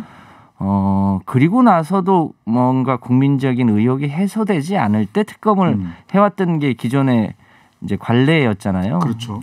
왜냐하면 특검을 하게 되면 그 특검 법안을 만드는 과정에서 시간이 걸리고 또 특검을 구성하는 단계에서 또 시간이 걸려서 대략 한 6개월 정도의 구성 기간이 필요하다 보면 네. 이 사건의 실체적 진실에 접근하는 절대적 시간이 너무 길게 걸리는 것 때문에 우선 검찰과 경찰의 신속한 수사를 저희가 요청한 거지 무슨 특검 그 자체를 반대하는 건 아니지 않습니까? 이제 그런 면에서 보면 우선 검찰 수사를 먼저 하고 또 네. 검찰이 지금 여러 분야의 수사를 하고 있는데 저는 그 유동규 씨에 대한 배임 혐의를 뺀 문제는 실제로 수사하는 과정에서 지금 유동규 씨 혐의들이 조금씩 드러나고 있는 거 아닙니까? 네네. 근데 그게 배임의 문제라기보다는 일종의 뭐랄까요 뇌물 예. 공유 혹은 뭐 그렇게 한 부분이 지금 드러나서 네. 한 것이지 무슨 다른 의도가 있는 것 같아 보이지는 않습니다. 원래 실체가 없는 것이다. 네. 그러니까 의지가 없는 거냐 검찰이 실력이 없는 거냐 실체가 없는 거냐 셋 중 하나인 것 같은데 아니면 뭐 두세 개가 겹쳐져 있을 수도 있는데 그 송영길 대표는 어제 JTBC에서 특검은 구조상 불가능하다라고 일축을 하셨어요. 혹시 지금 뭐 양당 지도부 간의 공식적인 제안이나 또는 물밑 교섭이나 이런 건 전혀 없는 겁니까? 제가 알기로는 없는 걸로 알고 있습니다. 수석부 대표가 없으면 없는 거죠. 수석부 대표가 없으시면. 자, 마지막으로 하나만 짧게 여쭙겠습니다. 자, 오늘 이재명 지사 사퇴 기자회견에서 부동산 공공개발 이익 하면서 공공개발 이익을 도민 환원해야 된다 이렇게 언급을 했어요. 이러면은 대통령 후보가 이렇게 얘기를 하면 바로 뭐 법으로 국회에서 추진을 하든지 아니면은 뭐 공약이 되든지 할 텐데 내년 3월 달까지 아직 한 5개월 정도 남아 있긴 하거든요. 법률로서 추진할 계획은 혹시 없으십니까? 네, 당연히 이 대장동 사건에 대한 우리 국민들의 분노의 핵심은 네네. 그 민간이 그렇게 과도한 이익을 가져가는 게 맞냐. 또 그 주변에 일종의 특수통 검사들이 일종의 돈잔치를 하는 게 옳으냐, 뭔가 다른 봐주기에 대한 보상 아니냐 이런 거에 대한 불만이 있지 않습니까? 그 조금 더 넓게 보면 결국 이 부동산 불로소득을 어떻게 환원할 거냐, 우리 사회의 소위 자산 격차, 조물주보다 더 높은 건물주가 없는, 그래서 땀 흘려 일하는 사람이 이제 보람되게 살 수 있는 그런 대한민국을 만드는 게 숙제인데, 그런 면에서 보면 당연히 우리 당이 일종의 의원총회 등을 거쳐서 당론으로 이제 부동산 불로소득에 대한 이익 환수를 하는 법안을 추진하는 건 당연한 수순으로 보여집니다. 그래서 조만간 이 문제에 대해서 당론 입법으로 추진하게 될 것으로 예상됩니다. 네. 쓱 하나 또 주고 가셨습니다. 법안이 곧 발의될 것으로 보입니다. 제가 이렇게 해석을 해놓겠습니다. 당론으로 민주당에서 부동산의 이익을 환수하는, 부동산 개발에서 과도한 이익을 환수하는 법안을 곧 내실 거다. 그냥 공약으로 대통령 된 다음에 할게요가 아니라 미리 법안을 먼저 제출을 해서 통과시킬 수도 있겠다라고 하는 말씀. 환수가 끝이 아니고요. 그렇게 환수된 이익이 공공으로 평범한 국민들에게 되돌아갈 수 있도록 그렇게 하는 것까지를 하는 게 필요하다고 판단됩니다. 대략 그림을 그려놓으신 것 같습니다. 예, 김성환 더불어민주당 의원이었습니다. 오늘 말씀 고맙습니다. 감사합니다. 네, 감사합니다.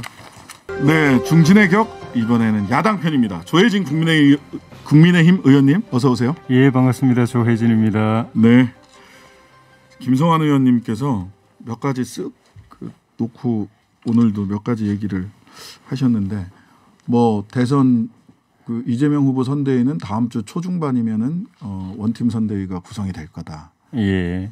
뭐 그런 얘기도 하셨고, 그다음에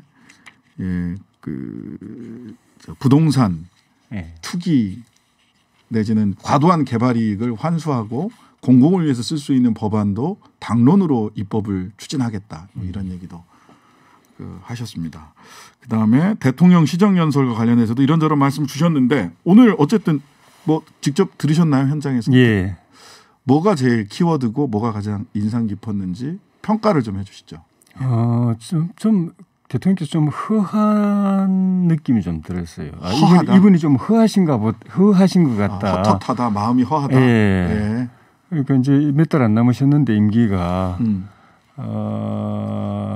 마지막 시정연설이 될는지 내년에 또 임시국회가 열리게 될 경우에 진짜 마지막 연설을 또 하시게 될는지는 모르겠지만은 일단은 마지막이 될 수도 있다고 생각하고 이제 정리하는 연설을 하신 건데, 그러다 보면은 이제 본인이 잘한 걸 이야기하고 싶은 심리는 있을 텐데 그게 좀 지나치다는 느낌이 들었어요. 자화자찬이 좀 자화자찬. 네, 너무 잘했다고 하신 게 너무 많았고 그게 우리 국민들의 현실에 비춰 보면은 괴리가 좀 크게 많이 느껴졌어요. 만약 그게 다 사실이라고 한다면은 우리 국민들 지금 굉장히 해피할 거거든요. 그래서 허하다는 말씀은 왜 그런가 하면은 국민들이 그걸 인정하고 박수 쳐주고 할 것 같으면 본인이 그렇게 막 그냥 자화자찬이라는 이야기를 들어가면서까지 그렇게 많이 말씀하실 필요가 없는데 국민들이 그만큼 박수를 안 쳐주고 있는 것 아니냐. 그러니까 그렇게 말씀하신 거 아니냐는 그런 느낌이었죠. 오늘 이런저런 이 김성환 의원은 자 마지막 정기국회 때 시정연설을 한 대통령이 없었다. 그것 자체가 대통령의 튼튼한 지지율과 국민적인 지지를 아주 반증하는 아주 상징적인 모습이다. 이런 취지로 말씀을 하셨어요. 생각을 해보니까 그렇더라고요. 대통령들이 지지율이 낮아서 숨거나 아니면 탈당하거나 이랬는데 이 평가에 대해서는 어떻게 생각하십니까? 국회의장 박병석 의장께서 말씀하셨던 걸로 기억하는데 시정연설 7번째 역대 최다라고 말씀하셨던 것 같아요. 제 기억에는. 그거는 좋은 기록이라고 생각합니다. 대통령이 국회에 와서 자주 연설하고 하는 건 좋은 일인데 문제는 문재인 대통령 시정연설 오실 때마다 야당의 피켓팅이 많았습니다. 오늘도 침묵으로 피켓팅 하시더라고요. 예, 그러니까 이 손팻말도 들고 네네. 그거는 뭔가 하면은 와서 일방적으로 본인 주장만 하고 가셨고 평소에 야당이 주장하는 거는 거의 뭐 외면하셨다는 거거든요. 그러니까 그 와서 국회 자주 오시는 게 국회하고 소통하기 위한 건데 소통은 특히 이제 야당하고 소통이 중요하죠. 여당이야 뭐 청와대하고 생각이 거의 비슷하니까. 네네. 근데 그게 꽉 막혀 있었기 때문에 올 때마다 평소에 대통령하고 야당하고 소통이 잘 되고 야당의 이야기에 귀를 기울이고 또 그걸 경청하고 수용하고 했으면은 이럴 때 오히려 야당도 같이 박수치고 환영하고 이럴 분위기가 될 거거든요. 네. 그런데 오실 때마다 피켓팅이 많았다는 거는 이제 소통이 안 되고 불통이었다는 거고 오늘도 사실은 그 특검 요구 피켓팅이었거든요. 네네. 그동안 특검 해달라고 그렇게 요구를 하는데도 전혀 저 청와대 반응이 없으니까 피켓팅까지 하게 되는 상황. 네. 예, 국민 여론조사를 해봐도 검찰 수사 믿지 않고 특검 해야 된다는 여론이 압도적인데도 네. 대통령 한마디 하시면 민주당이 그렇게 움직일 텐데 전혀 말씀 안 하시니까 결국 피켓팅으로 그 의사를 표현하는 이게 국회 자주 오시는 것도 중요하지만 야당의 목소리 귀 기울이고 반영할 건 반영하고 하는 게 더 중요하다는 생각이죠. 근데 대통령께서는 그 전부터 뭐 특검이나 이런 얘기는 그 국회의 권능이다 이렇게 이제 주로 이야기를 했는데 그 송영길 대표는 어제 JTBC 인터뷰 보니까 전혀 구조상 불가능하다라고 일축을 했어요. 혹시 지도부끼리 뭐 물밑 교섭이나 뭐 얘기나 이런 거는 전혀 없다고 아까 김성환 의원은 얘기를 하시던데 관련해서 이 특검 구조상 불가능하다라고 얘기한 송 대표의 이 발언에 대해서는 어떻게 평가를 좀 해주시죠. 이해 불가능하다. 이해 불가능하다. 구조상 불가능하다. 그러나 그 말은 이해 불가능하다. 민주당은 뭐 지금 그 국정감사, 국정조사, 네. 그리고 그 특검 철통같이 맡고 있고 특히 특검 네. 같은 경우에는 온갖 뭐 말이 안 되는 이유를 다 대가면서 지금 맡고 있는 상황이고 구조적으로 좀 전에 우리 김성환 원내수석도 말씀하셨지만 그 동안에는 주로 이야기해온 게 뭐 시간 끌기다 이런 이야기를 많이 했는데 이제는 또 구조적으로 안 된다는 이야기까지 지금 하고 있는 거는. 결국 계속 이제 특검 안 받아들이고 버티기를 위한 그 논리도 아닌 논리를 그냥 계속 근데 또 아까 김성환 수석 부대표는 아니 검찰 수사를 일단 보고 필요하면 그때 특검 얘기를 해야 되는 거다. 그때도 검찰 수사 결과를 보고도 의혹이 해소되지 않으면 특검도 못할 것도 없다 이렇게 얘기하시더라고요. 검찰 수사 볼 만큼 보고 있잖아요 지금. 이제 엉터리 수사 이렇게 대놓고 엉터리 수사하는 검찰을 우리가 본 적이 있습니까? 그렇다. 더 이상 볼 게 없다. 검찰 수사는. 예. 자 그러면 국민의힘 대선 경선 쪽으로 한번 가보겠습니다. 지금 세종, 충남, 충북, 대전, 세종, 충남, 충북 지역 대선 경선 후보 합동 토론회 오후 5시 반부터 대전에서 열리고 있는데요. 자 오늘 보니까 계속 부인들이 계속 소환되고 있어요. 지난 토요일 날은 원희룡 지사의 부인이 또 소환돼가지고 이재명 후보 사이코 소시오패스 성격 장애 뭐 이 얘기가 있었고 그다음에 패밀리 비즈니스 발언을 윤석열 후보가 홍준표 후보 부인에 대해서 이야기를 했고 그랬더니 홍준표 후보는 소환을 앞두고 있는 사람 그래서 앞에 나설 수도 없는 사람 그렇고 보니까 유승민 후보 부인만 지금 소환이 안 됐는데 이 부인 대전 이거 좀 너무 나간 거 아닙니까 다들? 사안별로 뭐 또 개별적으로 평가를 해야 될 부분이긴 하지만 지금 말씀하신 너무 나간 거 아니냐라는 지적을 받을 만하다고 봅니다. 약간 위험 수위로 좀 가고 있고 오늘 우리 의원총회에서도 어떤 의원님이 정말 좀 어떻게 보면 정말 이 피를 토하는 심정 비슷하게 당에 대한 걱정 정권 교체가 절체절명의 과제고 국민들이 그걸 바라는데 지금 그걸 해내야 될 당이 보여주고 있는 모습은 정권 교체 해낼 수 있을까 스스로 그 불신을 자초하고 있고 국민의 신뢰를 발로 걷어차는 그런 모습 보이고 있다. 특히 경선 과정이 그 이야기를 하셔서 모두를 숙연하게 만들었는데 반론을 제기한 분이 한 분도 없었습니다. 네. 마음속으로는 다 공감하고 있는 거죠. 네. 그래서 이거 후보들께서 경선이 이제는 얼마 안 남았지만은 마지막 그 경선이 끝이 아니고 시작이기 때문에 여기에서 경선 과정이나 선출된 후보나 그 이후에 원팀이나 국민 신뢰를 얻어야 3월 9일 대선에서 우리가 이길 수 있는 거기 때문에 남은 기간 동안 각 후보 캠프들이 그런 부분을 유념해서 국민들의 이 따가운 시선을 의식하면서 좀 품격을 지키고 정도를 지키면서 마무리했으면 좋겠다고 생각합니다. 결국 이제 부인 얘기하다 보면 이제 김건희 씨 얘기를 하지 않을 수가 없는데 특히 개사과라고 요즘 짧게 이렇게 다 그렇게 통용이 되니까 저도 그냥 짧게 이렇게 오해 소지가 있을 수도 있다는 생각은 들지만 집 근처 사무실에서 찍은 듯하다. 아내가 개를 데리고 갔지만 사진을 찍은 건 캠프 SNS 담당 직원이다. 그러면서 이게 갑자기 사실과 관련된 공방이 됐어요. 소위 이걸 통해서 사람들이 묻고 있는 거는 결국 후보의 SNS를 선본에서 관리하냐 아니면은 후보의 부인이 배우자가 관리하고 있는 거 아니냐. 이거는 처음 이제 토리스타그램이나 뭐 이런 거 나왔을 때 중앙일보나 뭐 이런 기사들 보면 김건희 씨가 아이디어를 내고 김건희 씨가 사진을 찍고 한다는 게 굉장히 이렇게 미담처럼 언론에 보도된 바가 있거든요. 그러다 보니까 이게 선본의 부인의 영향력 내지는 선본의 구성원들이 간섭할 수 없는 어떤 특정한 영역이 있는 거 아니냐라고 하는 의구심이거든요. 이런 얘기들을 구체적으로 딱 실제로 묻고 싶어 하는 거는 어떻습니까? 선본 들어가 보시니까. 저는 이제 최재형 후보 선대본을 오래 있었고 윤석열 후보 선대본은 이제 뭐 최근에 별로 가보지 못했는데 두 곳 다 공통점이 제가 거기서 저는 이제 저도 그렇고 이제 거기 일하는 사람들 이야기를 들어봤을 때 또 공통점이 이 사모님들이 후보 부인들이 선대본에 안 나온다는 겁니다.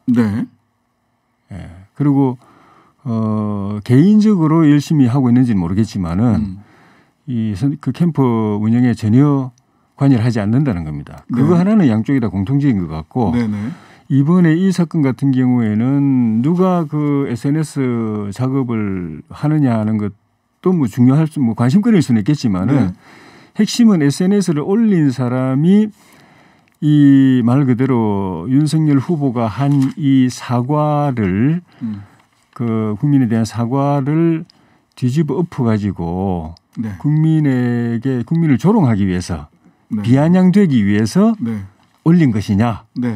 또 윤석열 후보도 그걸 알고도 그런 의도를 가지고 승인을 한 것이냐. 아니면 후보 그 실무자가 올릴 때 그런 이제 정무적 판단을 못하고 올린 것이고 또 후보도 그렇게까지 이렇게 해석이 될 줄은 생각을 못하고 승인을 한 것이냐. 뭐 그 개별 사안에 대해서뿐만 아니라 총체적으로 SNS 작업에 대해서 승인을 한 것이 그런 그 오해 소지에 대해서 생각을 못하고 올린 승인한 것이냐 그거죠. 그러니까 만약에 실무 올린 사람이 국민을 조롱할 의도로 사과는 개나 줘라. 뭐 그렇게 해서 결과적으로 자기가 모시는 후보가 타격을 입게 할 의도로 했다면 그 사람은 간첩이죠. 그럴 이유는 없다고 생각하고 또 후보도 그렇게 해석될 수 있다는 걸 알면서도 했다면은 이거는 자해의 행위죠. 그럴 리 없는 거죠. 근데 이제 이런 이야기도 있습니다. 보니까 후보가 그 뭐 유감이다 또는 송구하다. 그다음에 여기 이제 이진숙 대변인이랑 인터뷰를 하는데 아니 왜 사과라는 말을 그냥 쓰시면 될 텐데 왜 굳이 이렇게 빙빙 돌려서 말씀을 하시냐. 그랬더니 뭐 사과의 형태는 여러 가지가 있으니까 있는 그대로 받아들여 달라 이렇게 얘기를 하시는데 하고 싶지 않은 사과를 하다 보니까 결국 삐져나온 거 아니냐 이제 이런 의구심을 갖고 있는 것 같아요. 그러니까 그럴 수는 있죠. 그러니까 처음에 본인이 이야기했는데 그것이 그 발언으로 인해서 마음 다친 분들이 있을 수 있다라는 걸 또 국민들이 그 발언에 대해서 우려한다는 걸 느끼는데 실감하는데 시간이 걸릴 수가 있는 거죠. 그래서 체감이 조금 약했을 때는 그 유감이다 이렇게 이야기했다가 조금 더 이건 좀 심각하구나라고 생각했을 때 탁 그냥 받아들이고 내가 잘못했다 사과한다 이렇게 했던 것이고 그 과정이라고 생각이 들어요. 그거에 대해서 뭐라고 이야기할 수는 있지만 그렇다고 해서 국민들에게 비아냥되기 위해서 조롱하기 위해서 그런 거 올렸다고 이야기하는 건 그건 비하기 너무 심한 거 아닙니까? 비하기 심하다. 근데 어쨌든 왜냐하면 국민의 표 하나하나 얻기 위해서 저렇게 악정고투하고 있으면서 국민을 조롱했다가는 자기 당장이 표가 왕창 달아나는데 그러니까. 후보가 그런 자해 행위를 할 리가 있습니까? 그러면 이제 근본적으로는 이 부분일 것 같습니다. 결과적으로 그러면 이 며칠의 갭이 있었지 않습니까? 국민들의 정서나 또는 역사에 대한 사실에 대한 판단이 일반 국민들과 괴리가 있는 거 아니냐라고 이제 그 며칠의 갭이 상식 국민들의 상식과의 괴리의 시간 그만큼의 거리가 있는 거 아니냐라고 다시 또 질문을 할 수밖에 없을 것 같은데. 그런 부분도 있을 수가 있죠. 그러니까 여러 가지 사안에 대해서 자기 개인의 생각이 있겠죠. 정리되어 있는 생각 또는 축적되어 있는 생각이 있는데 그중에 어떤 거는 국민적 공감대가 굉장히 넓은 생각이 있을 수가 있고 또는 소수의 사람들이 생각하는 걸 본인이 또 생각하는 부분도 있을 수가 있는 거죠.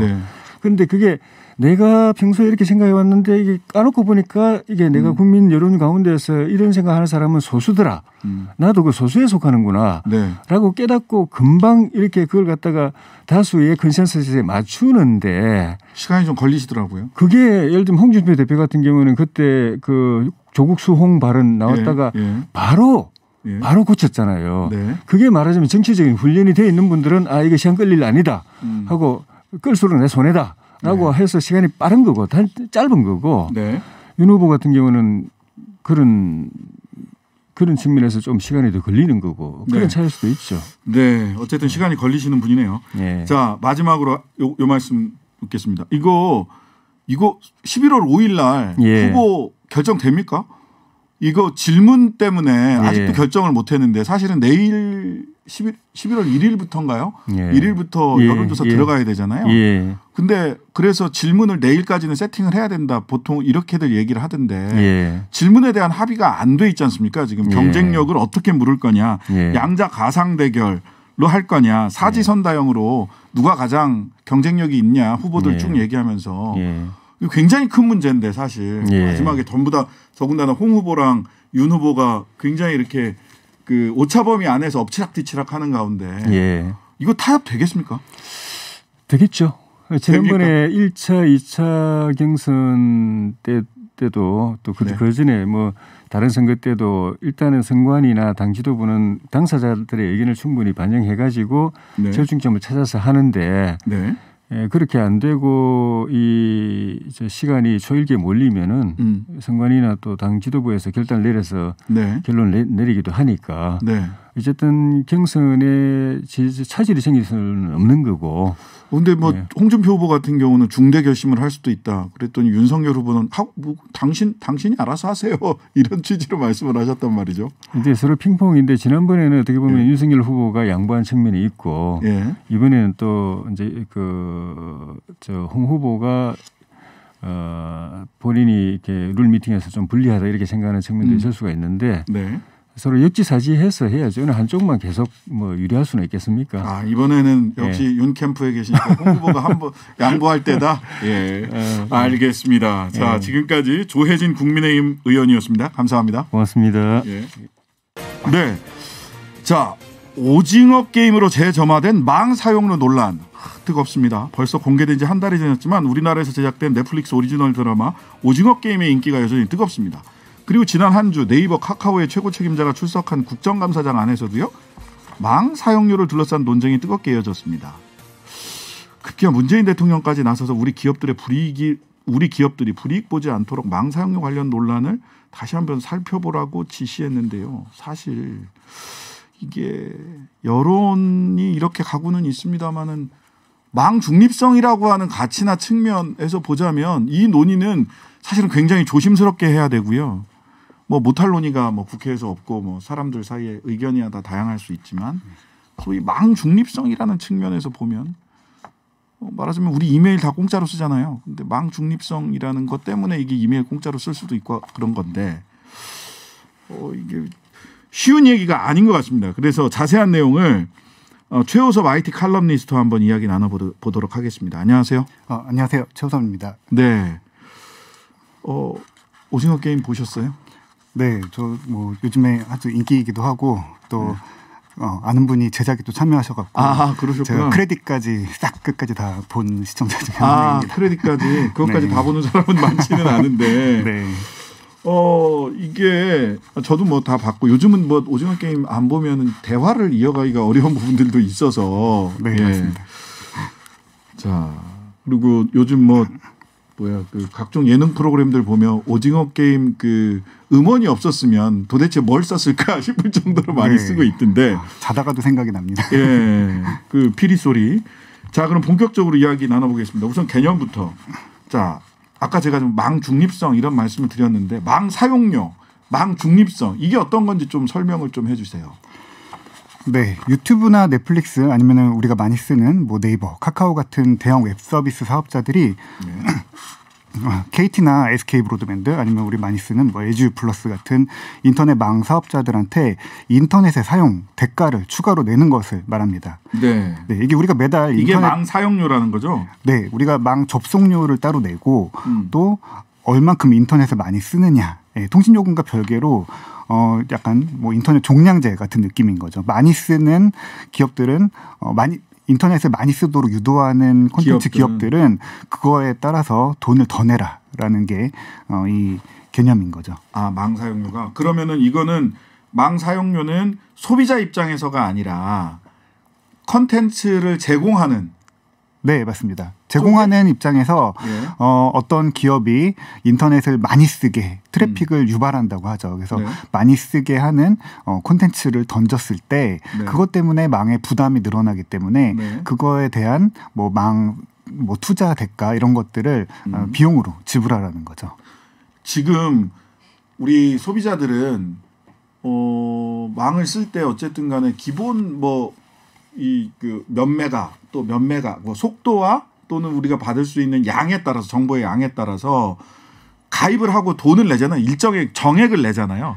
네, 그 인터넷은 우리가 보통 요금이 두 가지인데 우리가 많이 쓰는 스마트폰 무선 요금제 같은 경우에는 한 달에 쓸 수 있는 양을 제한을 두죠. 그래서 뭐 10GB, 100GB 뭐 무제한이라고 하면 좀 비싼 요금을 쓰죠. 근데 보통 유선 요금제나 집에서 쓰시는 뭐 인터넷 이런 부분이나 기업들이 쓰는 뭐 데이터 센터에 쓰는 인터넷 이런 것들은 사실은 양보다는 그냥 회선당 얼마씩 한 달에 얼마씩 내잖아요. 맞습니다. 속도에 따라서 속도에 따라서 요금이 달라지고 있는데 지금 이 망 사용료 같은 경우에는 그 트래픽을 많이 유발하는 기업은 또 따로 돈을 또 내라는 거죠. 예, 그럼 지금까지는 기업 쪽에서도 정액을 냈나요? 아니죠. 기업 쪽에서 지금까지는 어떻게 냈길래 이제 넷플릭스는 좀 더 내라 이렇게 얘기를 하는지 기존의 기업 쪽에서는 망에 접속해서 자기 컨텐츠를 제공을 했을 때 망을 사용해서 제공을 했을 때 어떻게 대가를 냈는지 소개를 해주세요. 네, 이게 인터넷 뭐 초기 이제 뭐 네이버나 카카오가 작은 이제 스타트업 시절부터 우리나라에 있던 그런 제도고요. 초기부터 이제 인터넷을 써서 그 안에서 수익을 내고 또 트래픽을 만들어내니까 기존 쓴 요금보다 더 내야 된다라는 게 그냥 이게 그냥 일반적인 일이 됐고요. 또 처음에는 사실 그게 그렇게 큰 돈이 아니었기 때문에 각 기업들도 뭐 별로 큰 무리 없이 부담 없이 냈는데 이게 이제 서비스가 커지고 기업들이 커지다 보니까 지금 뭐 정확히 뭐 공개된 거 발표된 건 아니지만 뭐 네이버 같은 경우에 1년에 1,000억 원이 넘는 비용을 이 망 사용료로 대가로 내고 있다고 합니다. 네. 근데 그러면 뭐 대통령도 얘기하신 게 네이버나 카카오가 역차별을 당하지 않도록 해야 된다. 우리 국내 기업들이 역차별 당하지 않도록 해야 된다라고 얘기를 하는데 그러면 해외 서버가 있는 기업들은 국내 기업들과는 달리 돈을 덜 내고 있는 겁니까? 네, 덜 내고 있고요. 사실은 거의 내지 않고 있는 게 현실이죠. 거의 내지 않고 있다. 네. 그런데 이게 예전에와 달리 요즘에 우리가 트래픽 많이 낸다고 많이 쓰는 서비스가 유튜브나 뭐 넷플릭스 아니면 뭐 페이스북, 뭐 인스타그램 이런 그렇죠. 것들이잖아요. 근데 다 이런 해외 서버 서비스들은 있네요. 네, 다 해외 서버가 있고 또 그 오는 컨텐츠도 텍스트나 사진 이런 것들이 아니라 동영상이 중심이 되다 보니까 지금 우리나라 전체의 인터넷 이용량 중에 78.5%가 이 해외 기업들이 만들어내고 있다고 합니다. 그래서 그러니까 망을 까는 건 국내에서 KT, SK, U+가 네. 망을 다 깔았는데 네. 도로를 막 닦아놨어. 근데 그 도로에 해외 기업들이 네. 78%? 네, 78%를 점유해서 지금 네. 차가 가고 있다. 네, 그러면서 이제 돈을 벌고 있는 영업을 하고 있는 거죠. 그러면은 그걸 이제 트래픽이 많이 걸리는 걸 텐데 네. 우리나라 기업들은 그들의 트래픽이 크기 때문에 망 사용하는데 불편함이 있습니까? 우리나라 기업이라기보다는 네. 사실 이용자들이 네. 그러니까 해외망에 접속을 해서 컨텐츠를 가져와야 하는 거잖아요. 네네. 뭐 넷플릭스 같은 서버가 뭐 일본에 있는 경우들이 있고 뭐 미국에 있는 경우들도 있고 그런데 해외에서 가지고 올 때는 그 가지고 올 수 있는 인터넷 양의 그 한계가 있습니다. 그래서 많이 가지고 오게 되면은 네. 도로를 뭐 4차선으로 깔아놨는데 네. 차가 늘어나서 5차선, 뭐 8차선이 필요하다라고 하면은 그걸 늘리지 않으면은 인터넷이 느리고 네. 특정 이제 넷플릭스나 뭐 유튜브 같은 특정 콘텐츠의 화질이 떨어지게 되는 상황이 벌어지는 거죠. 네. 화질이 떨어지면 안 볼 텐데 지금까지 뭐 화질 떨어져서 안 보고 이런 경우들이 좀 있나요? 네, 그런 경우들이 좀 있었죠. 작년에 넷플릭스에서 킹덤이라는 히트작이 나오면서 네. 뭐 이제 통신사 네트워크에서는 화질이 잘 안 나와서 그것 때문에 좀 이슈도 있었고요. 그래서 이 통신사업자들이 이 도로를 계속 늘려왔습니다. 네. 그러면 통신사업자들이 도로를 계속 늘리는 것에 대해서 그 도로를 이용하는 컨텐츠 기업들 뭐 넷플릭스라고 얘기를 하면 넷플릭스나 페이스북한테 이 도로 사용료를 더 내세요. 이렇게 얘기를 하는 건가요? 네, 그러니까? 이제 부담을 해야 된다라고 주장을 하고 있는 거죠. 사용료가 아니라 이거는 투자 비용을 더 내라 이런 거 아닌가요? 이거를 네. 더 넓혀 그러니까 도로 폭을 더 넓혀야 된다라는 네, 거죠. 넓혀야 되니까 예. 넓혀야 되는 이유가 뭐냐? 너희 때문이다. 너희가 책임이 있으니까 너희가 그 넓히는 비용을 부담해라라는 게 이 망사용료 이슈의 그 중요한 명분인 거죠. 근데 거꾸로 생각을 해보면 자 도로가 우리나라에는 지금 크게 보면 3개가 있는 거잖아요. 국내 기업이. 네, 그리고 사실 뭐 작은 뭐 케이블 뭐 이런 것들이 뭐 이런 있어서 것들은 더 많이 있긴 예. 하죠.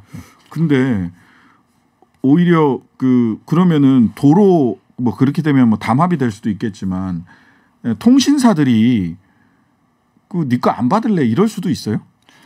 니네 주는 컨텐츠 안 받을래 이럴 수 있어요. 근데 그건 네. 그렇게 하면 안 되는 그렇게 게 하면은 안 되는 게 사실 이제 인터넷 사업자들의 책임이고요. 그게 망 중립성이라는 거 아닌가요? 네, 어떤가요? 그렇죠. 망 중립성이라는 거는 우리가 인터넷을 쓰는 이유, 그리고 또 인터넷이 세상에 나온 이유, 지금 이렇게 우리가 인터넷을 풍요롭게 살 수 있는 이유는 인터넷에 올라와 있는 정보는 우리가 그거를 가지고 올 수 있는 인터넷 접속에 대한 뭐 권리만 있으면은 네. 누구나 어떤 기기에서든지 어디서든지 똑같이 뭐 불법의 요소가 있지 않는 한은 네. 누구나 같은 콘텐츠를 가져와서 내 컴퓨터에서 내 스마트폰에서 볼 수 있도록 해야 된다라는 게 인터넷의 원칙인 거죠. 예, 그걸 망 중립성이라고 얘기를 네, 하는 그런 거죠? 데이터들에 대해서 차별을 두면 안 되는 거죠. 국내 기업 데이터와 해외 기업 데이터를 차별하면 안 된다라는 게 망 중립성인 거죠. 네, 그래서 이게 그래서 어려워지는 겁니다. 청취자 여러분들 지금 어려우시죠? 이게 뭔 얘기야? 쟤네들이 도로 많이 쓰면 돈 더 내야 되는 거 아니야?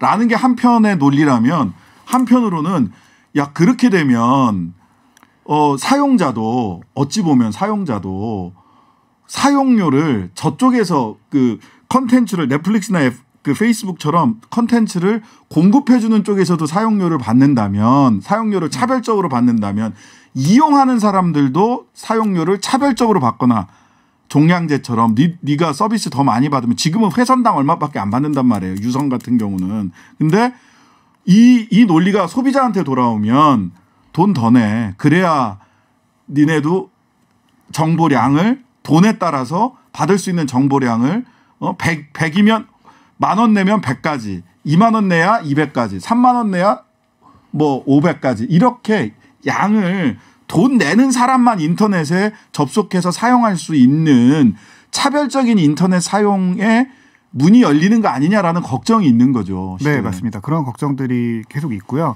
사실 우리가 인터넷에 대해서 매달 얼마 요금을 내는 이유는 네, 그 사실 콘텐츠 공급자들이 우리한테 보내주는 게 아니라 네. 제가 넷플릭스에서 오징어 게임을 보고 싶어서 오징어 게임의 콘텐츠를 보내줘라고 네. 해서 그거를 제가 받아오는 거잖아요. 네네. 그 인터넷에 있는 정보를 제가 받아올 수 있는 그 권리가 사실은 인터넷 요금을 내는 가장 큰 이유인데 네. 그거를 받는 쪽에서 그러니까 저는 그걸 받을 수 있는 권리가 있는데 네.